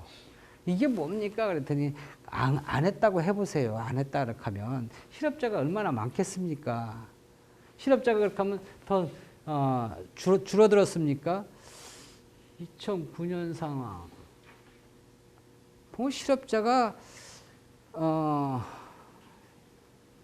조금 더 늘었죠. 뭐 실업률이요. 그다음 이 경제 성장은요. 성장은 더 많이 떨어졌죠. 아니 이론적으로는 떨어지면 안 되는데 그러니까 이게 이론적으로 이게 맞는 게 변명을 그렇게 합니다. 이걸 만약에 안 했더라면 이게요. 안 했더라면 마이너스 4%, 5% 성장을 할 텐데 마이너스 갈 걸 이걸 했기 때문에 0.1이 됐습니다라는 거예요. 얼마나 당연한 거다는 거죠. 실업률이 4% 돼가지고 상당히 높은 수준인데 왜 그렇습니까? 이런 걸 안 했으면 실업률이 10%가 될 건데 이것을 4%로 된 것으로 그러니까 효과가 있는 거 아닙니까? 아니 막 해석을 기가 막히게 하더라고. 그래서 뭐 맞는 것도 같고 틀린 것도 같고 잘 모르겠지만 이 논리는 맞단 말이에요. 정부 지출을 하거나 감세 정책을 취하면 이런 현상으로 나타날 거예요. 나타났다고요. 실제로요. 이 원인 때문에 나타날 거예요. 이렇게 조치를 취했죠. 그리고 이런 목적들이 봐면 이것을 갖다가 나타내기 위해서 그런 거예요. 여기 이렇게 그림으로 이렇게 딱 그릴 수 있다는 것은 이건 구체적으로 몇 %가 증가할 것이냐 이건 수치로 정확히 다 표시할 수 있다는 거예요. 경제 모델을 갖다 그림을 이걸 함수 관계로 쫙 해가지고 수치를 하면 이게 얼마큼 늘어나는지 얼마큼 증가되는지 다 수학적으로 전부 다 구체적으로 수치로 몇 %가 효과를 정확히 측정해낼 수가 있습니다. 그림을 그릴 수 있다는 것은 수학적으로 다 표현할 수 있다는 거잖아요. 그러니까 이건 추상적인 것이 아니라 구체적인 그런 것으로 나타난단 말이에요. 자, 지금 이런 상황에서 있어가지고 지금 현재에 이르는 거죠. 파란 것이 생겨서 이런 것으로 해가지고 지금 2011년, 12년 그의 상황은 지금 이런 상황이 돼버렸다고요. 경제 성장은요, 줄어들고 늘어나지 않고 그것도 아닌 이도 저도 아닌 뭐 이런 형태. 그냥 거의 옛날보다에 비하면 거의 머무는 상태죠. 그래서 2012년에 경제 1인당 국민소득은 얼마냐면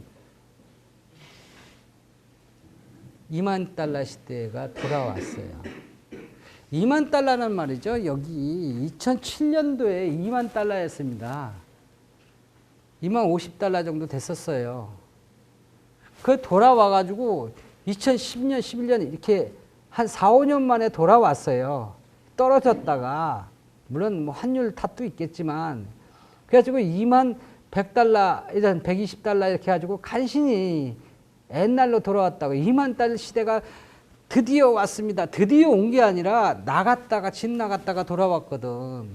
다시 되돌아왔다는 걸 얘기해야지. 그냥 돌아왔다고 그렇게 하면 되나. 2만 달 시대가 도래했습니다. 왔습니다. 온 게 아니라고 되돌아왔다고. 원래 왔던 거. 왜 되돌아를 갖다가 왜 얘기를 안 하냐고. 하여튼 국정 홍보하는 사람들을 보면 이상해야 막 빼먹기를 잘해 그냥. 그죠? 그럼 뭐 되돌아온 거나 돌아온 거나 뭐 돌아온 거는 맞지요. 뭐 맞지 맞기야. 근데 왜 말을 좀 똑바로 해줘야지. 그렇죠. 제대로 왔어요. 그거는 원시로 되돌아온단 말이에요. 그렇죠?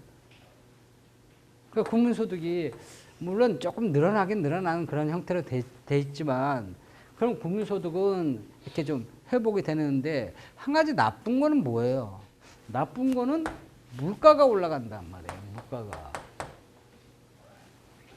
이 물가는 말이죠. 천천히 반응을 해요.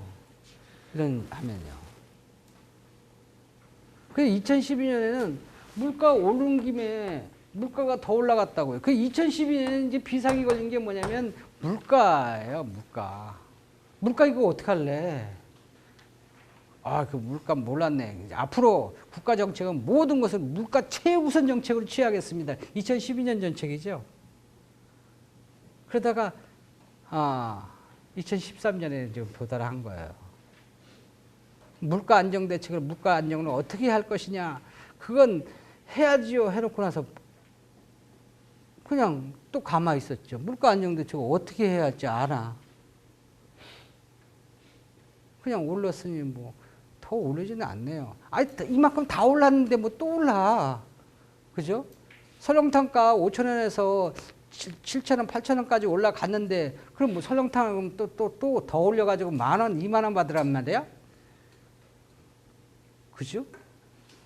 그러 올라가지고 지금 또 실금 또 추가로 올릴 게 있다 이거죠. 그때 그 공공요금도 뭐 전기요금입니다. 슬슬 또 그래도 그것도 부족한지 자꾸 올라가는. 물가 수준이 상당히 높은 거예요. 세계적인 문제, 세계적인. 우리나라도 문제지만. 원자재 값 아까 올라갔던 거 안 떨어지고 딱 머물러 있잖아요. 배럴당 지금 그 우리가 수입하는 그 원유가 100달러에서 110달러 그 사이에서 왔다 갔다 한다고요.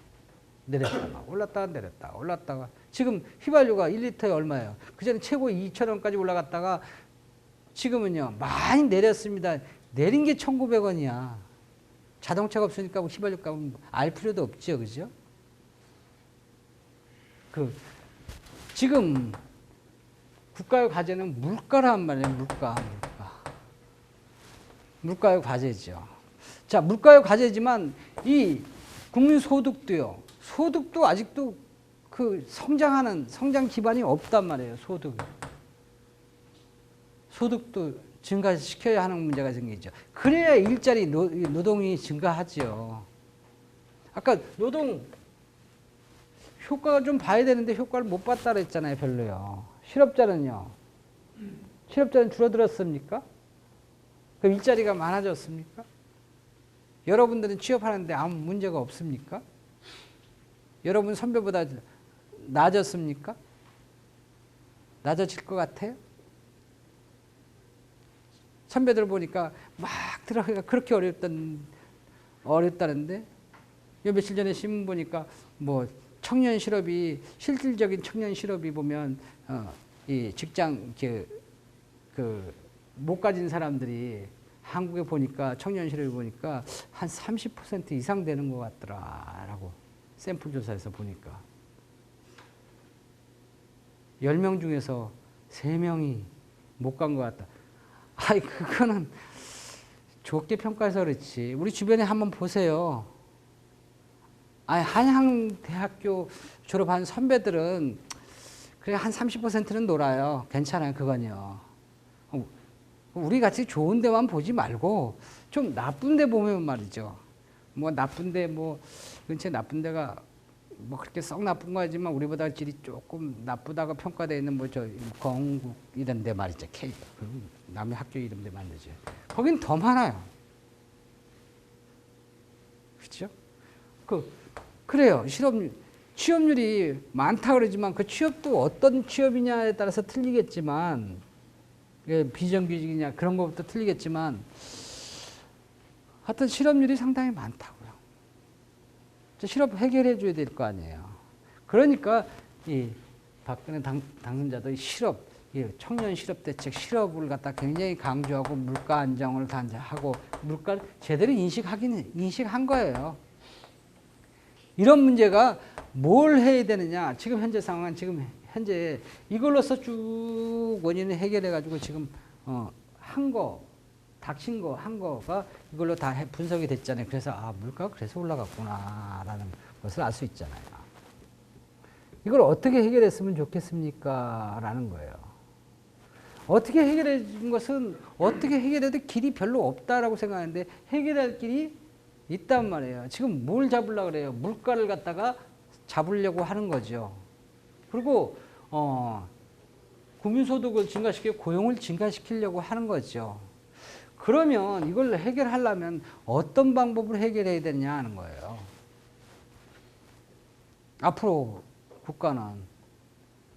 제 주장은 뭐냐면, 이게 물가가 이게 왼쪽으로 이동서부터 시작을 해서 또 이런 것으로 생겼으니까 이걸 주로 해야 된다. 이걸 끄집어들이는, 밖으로 끄집어들이는 그런 방법을 해야 된다는 거죠. 수요를 암만 갖고 움직여 봐야 같은 방향으로 가니까 물가도 상승되고 국민소득도 증가되고 이런 형태로 같이 가니까 내리면 같이 내리고요.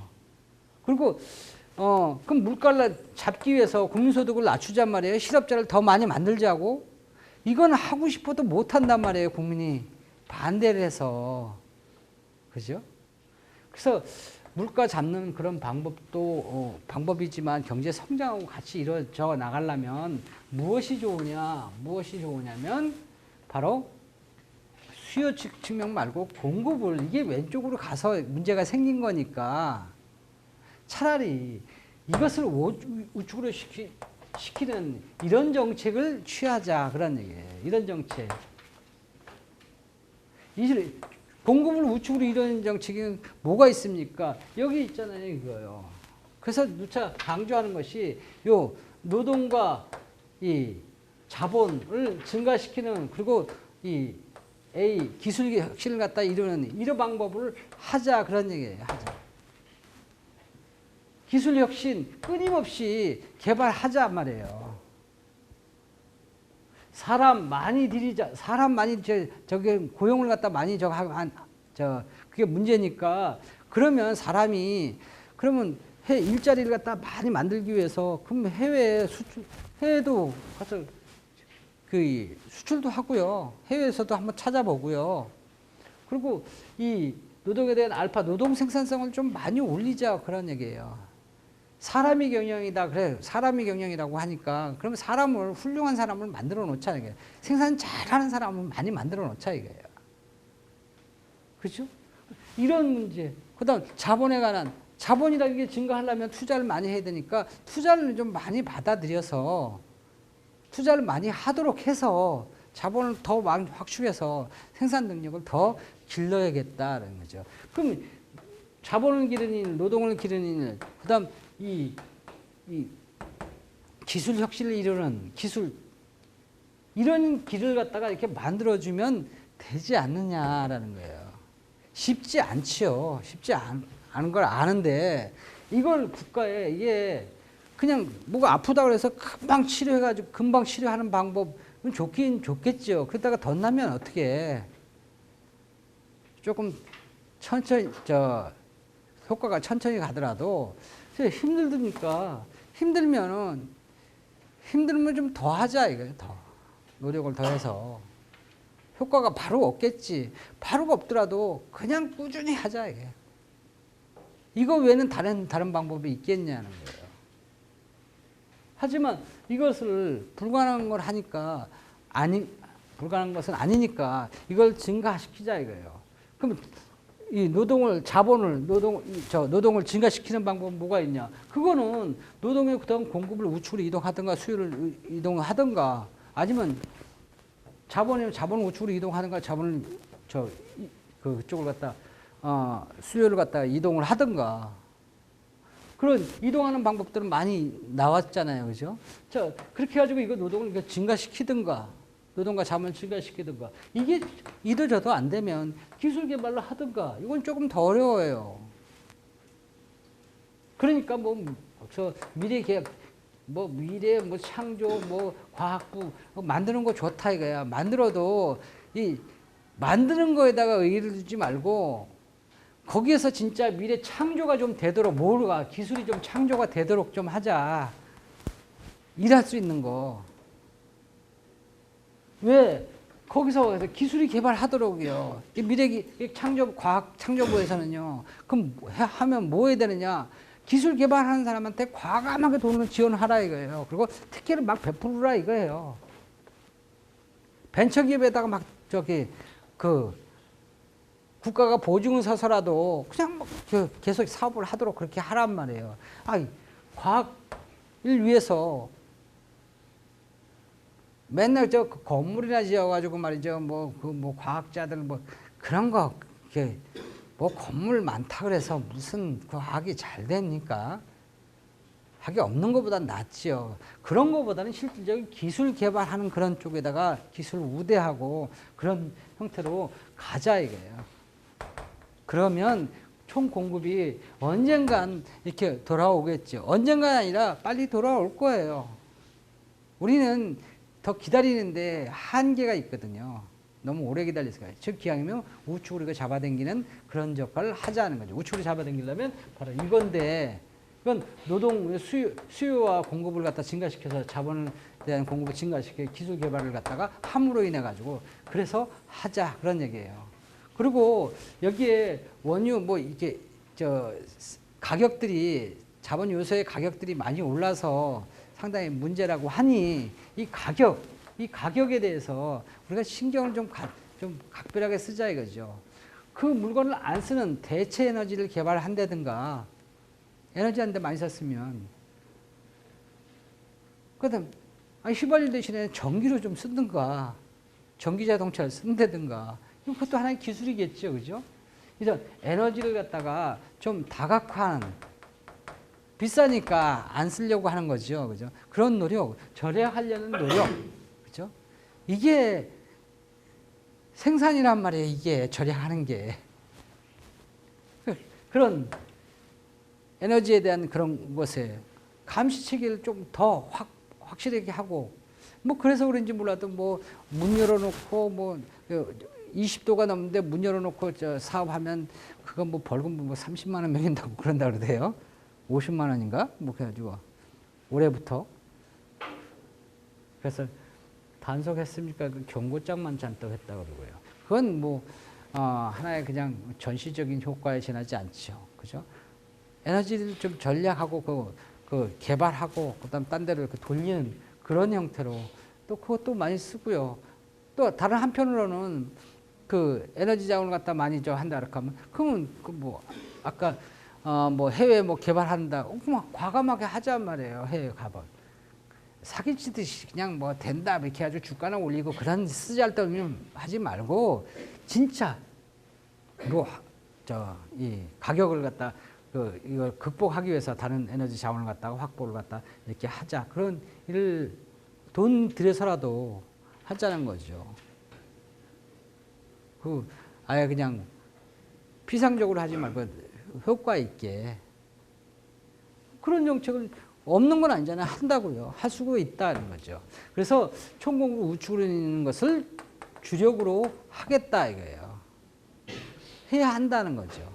하는 방법들은 많이 있으니까 여러 정책들이 나오니까 여기에 총공급을 우측으로 이용시키는 거면 우선적으로 제일 먼저 돈을 얼마를 들여서라도 여기다가 다 쓰자 이거예요. 괜히 사회복지 정책이 해가지고 말이죠. 그냥 돈을 이상한 데 쓰는데 그것도 필요하지요.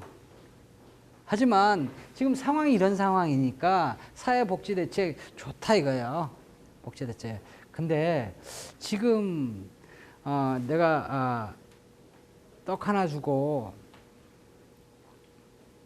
그냥 기분 좋게 만들어주느니 떡 한 반만 먹고 내가 요거 좀 딱 키워가지고 한 2, 3년 내에 떡 그 반 개 네가 희생한 것을 한 2배로 만들어서 한 2, 3개 더 주면 어떻겠냐. 그때까지 좀 참아라 해가지고 좀 그런 재원을 좀 이런 데다가 재원에다가 조금 해주는 것이 장래를 위해서 좋단 말이에요. 지금 당장 인기는 없어더라도 장래를 위해서 좋다고요.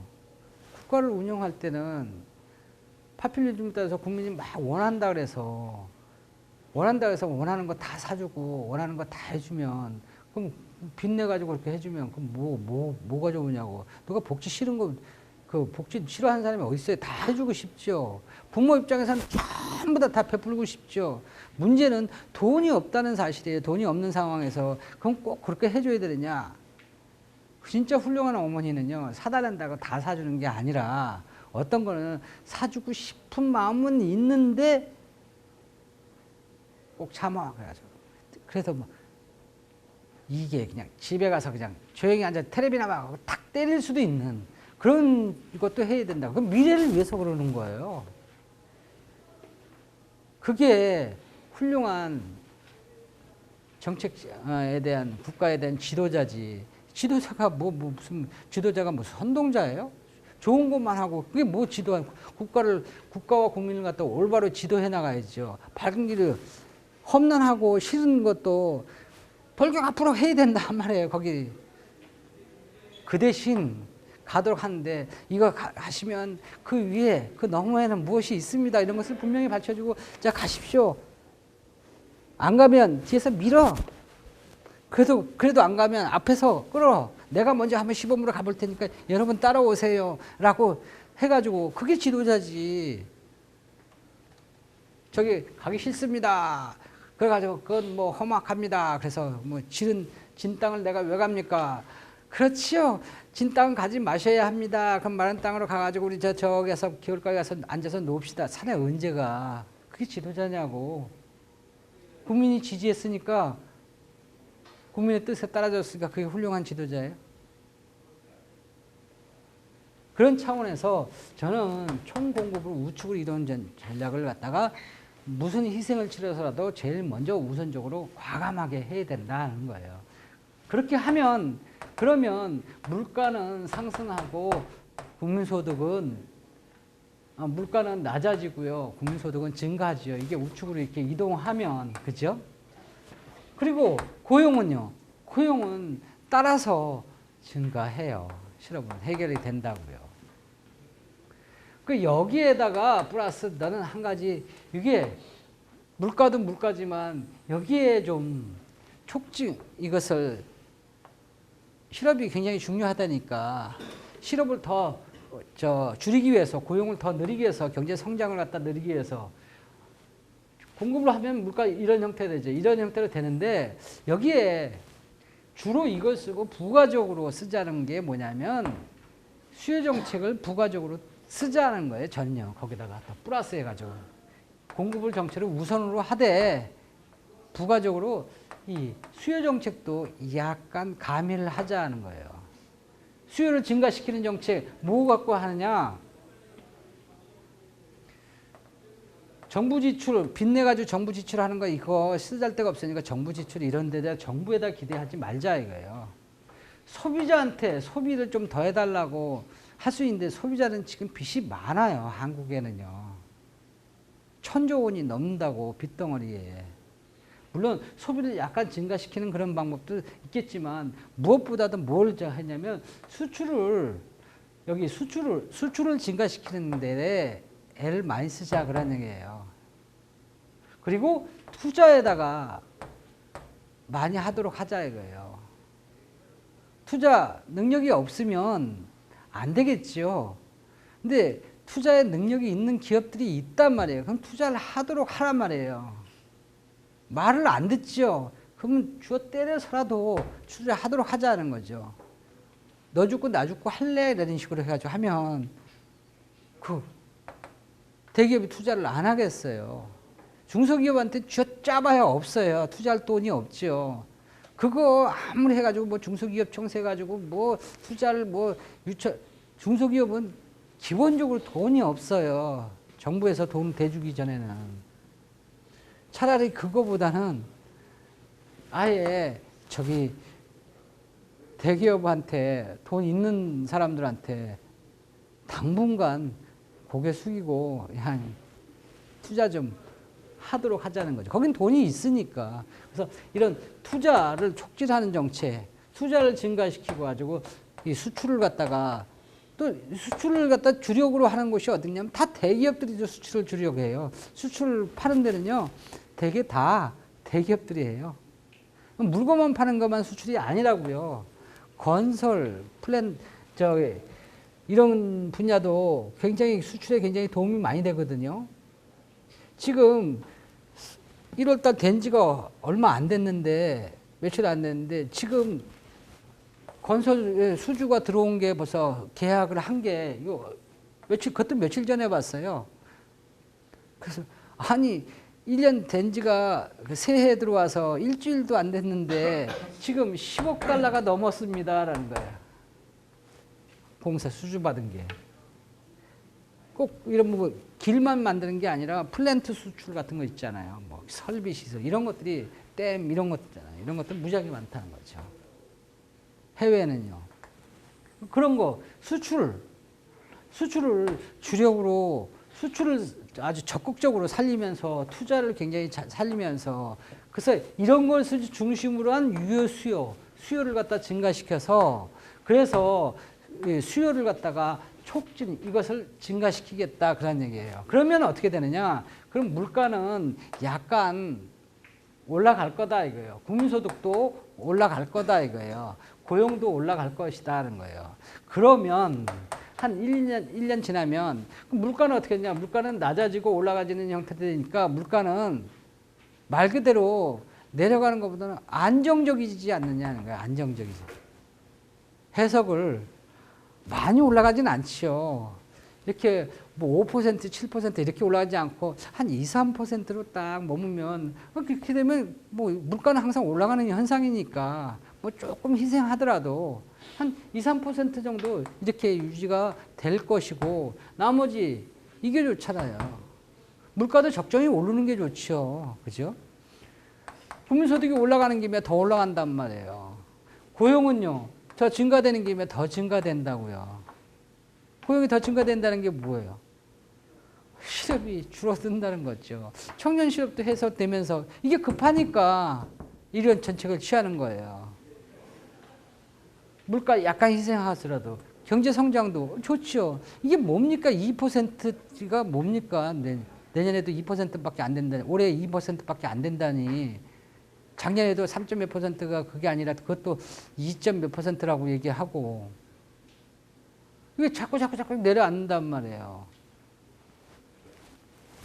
그래서 이걸 주로 하면서 이걸 보강적으로 이렇게 해가면서 같이 이것도 이 방향의 수요가 정부 지출을 많이 늘려야 되니까 정부 지출은 안 돼. 걔는 빚도 너무 많고 믿을 수가 없어. 그래서 정치인들 까불지 말라 그래요. 이거 갖고 움직였다가는 걔 복지 정책이나 계속 하려고 하고 말이죠.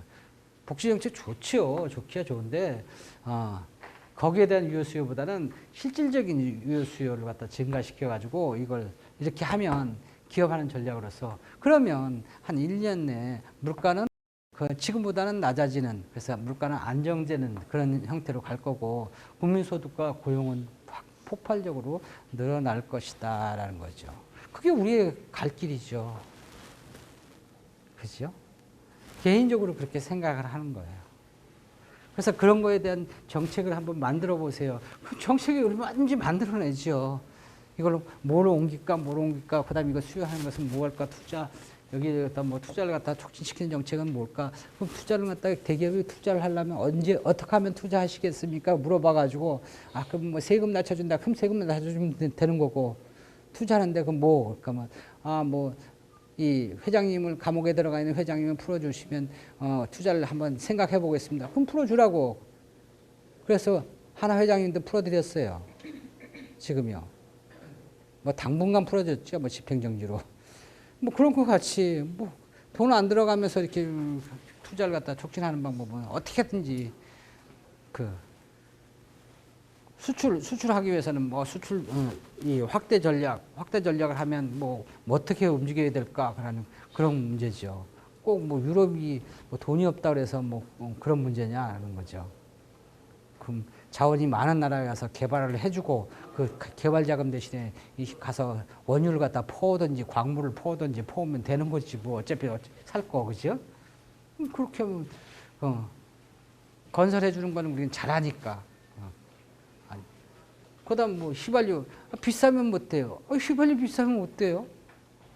비싸게 사가지고 왔으면 비싸게 팔면 되잖아요. 한국이 석유 수출국이에요. 왜요?